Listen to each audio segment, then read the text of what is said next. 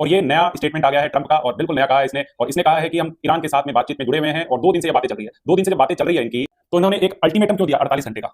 48 घंटे का इन्होंने अल्टीमेटम दिया कि 48 घंटे के अंदर में इन्होंने अगर स्टेट ऑफ हॉर्मुज को नहीं छोड़ा तो इन पे अटैक कर दिए जाएंगे, इनके सारे के सारे जो ठिकाने हैं उन पे अटैक कर दिया जाएगा, जो भी फैसिलिटी है, जो भी इंपॉर्टेंट फैसिलिटी उसके ऊपर अटैक कर दिया जाएगा। तो ये बकवासबाजी चल रही है एकदम।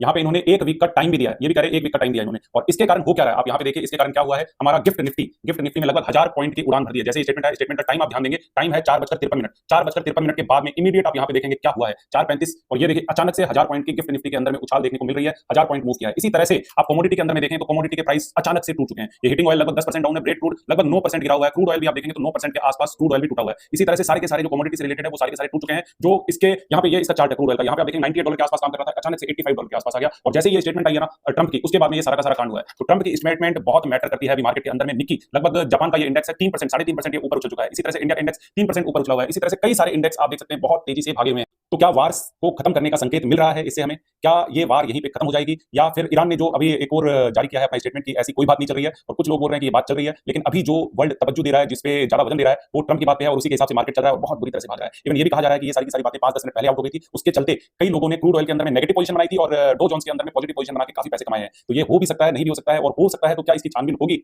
ये जानने वाली बात है। आपको क्या लगता है जरूर कमेंट बॉक्स के अंदर में लिख के बताएं। क्या यूएस और ईरान का वार खत्म हो चुका है?